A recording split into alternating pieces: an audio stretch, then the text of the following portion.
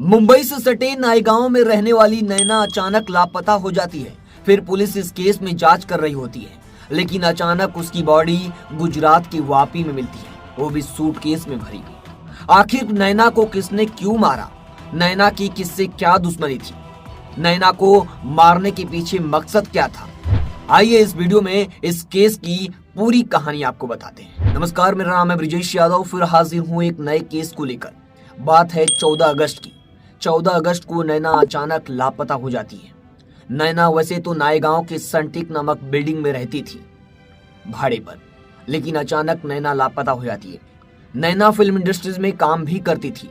अचानक काम पर नहीं जाती है तो फिल्म इंडस्ट्रीज वाले काफी उससे कांटेक्ट करने की कोशिश करते हैं, लेकिन नैना से कोई कांटेक्ट नहीं हो पाता है। फिर उसके दोस्त भी काफी ट्राई करते हैं नैना को फोन लगाने का, लेकिन नैना का फोन स्विच ऑफ आ रहा था। नैना यहाँ से फोन तो जा रहा था, लेकिन सामने से फोन स्विच ऑफ था। फिर जहां पर नैना फिल्म इंडस्ट्री में काम करती थी, वहां के लोगों ने नैना की बहन जया को बताया कि तुम्हारी बहन का फोन नहीं लग रहा है और काम पर भी नहीं आई है। उसके बाद जो नैना की बहन है जया, वो संपर्क करने की कोशिश करती है, लगातार फोन ट्राई करती है, लेकिन नैना का फोन नहीं लगता है। नैना का मोबाइल स्विच ऑफ था। फिर जया घबरा जाती है। फिर जया नैना का सोशल मीडिया अकाउंट चेक करती है, क्योंकि नैना एक फिल्म इंडस्ट्रीज में थी और नैना सोशल मीडिया पर रील्स और स्टोरी अक्सर लगाया करती थी। लेकिन 2-3 दिनों से नैना का सोशल मीडिया भी शून्य था, ना कोई अपडेट था, ना कोई रील्स, ना कोई स्टोरी थे। फिर जया नैना के घर नायगांव सनटिक बिल्डिंग में जाती है, जहां नैना रहती थी। वहां पर ताला लगा हुआ था, नैना गायब थी। फिर जया घबरा जाती है और जया के पास कोई और दूसरा ऑप्शन भी नहीं था पुलिस स्टेशन के सिवाय। जया तुरंत पुलिस स्टेशन जाती है और नैना की मिसिंग कंप्लेंट दर्ज कराती है, यानी गुमशुदगी की रिपोर्ट दर्ज कराती है और बताती है कि मेरी बहन गायब है अचानक। फिर पुलिस इस केस में इन्वेस्टिगेशन कर रही थी। अब पुलिस के सामने सीसीटीवी थे उस बिल्डिंग के चेक करने के, और फिर पुलिस इस केस में इन्वेस्टिगेशन शुरू करती है और पुलिस नैना के बारे में पता करना शुरू करती है कि कोई आसपास कोई लड़की का शव या कोई लड़की मिली है क्या, किसी पुलिस स्टेशन के हद में कोई मामला सामने आया क्या। फिर पता चलता है कि वापी, गुजरात का जो वापी, वहां पर एक बॉडी मिली थी। फिर पुलिस को शक होता है कहीं ना कहीं ये वापी में जो बॉडी मिली है वो नैना की हो सकती है। फिर जब नायगांव पुलिस वापी पहुंचती है तो पता चलता है कि वापी पुलिस उस बॉडी का अंतिम संस्कार कर चुकी है। अक्सर जब बॉडी मिलता है तो पुलिस जांच करती है या पहचान करने की कोशिश करती है। अगर कोई नहीं आता है तो पुलिस उसका अंतिम संस्कार कर देती है और डीएनए सैंपल अपने पास रख लेती है। फिर पुलिस डीएनए सैंपल अपने पास रखी होती है, फिर उसका जांच करता है तो पता चलता है कि वो बॉडी नैना की ही थी।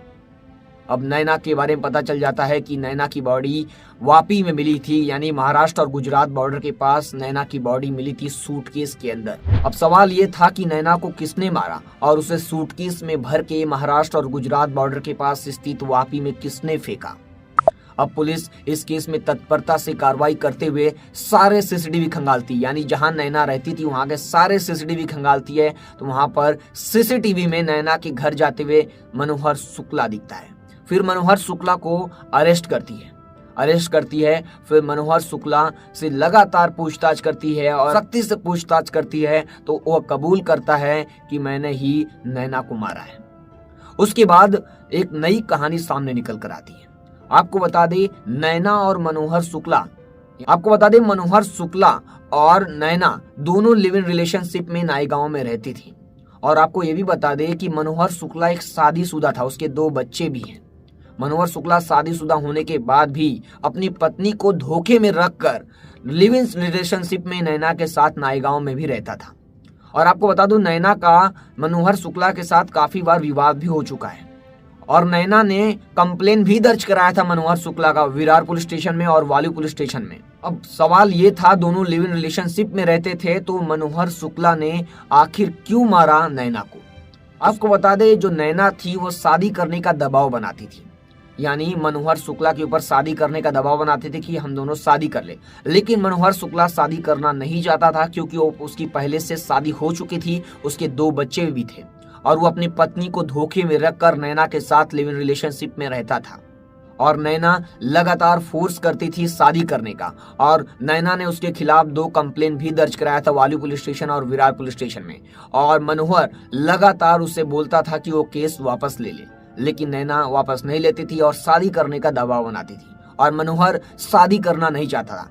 इसी बात की वजह से मनोहर शुक्ला 9 अगस्त को नैना को मारकर सूटकेस में भरकर और अपनी पत्नी की सहायता से नैना को सूटकेस के अंदर भरकर बाइक के रास्ते उसे गुजरात के वापी में फेंक के आ जाता है।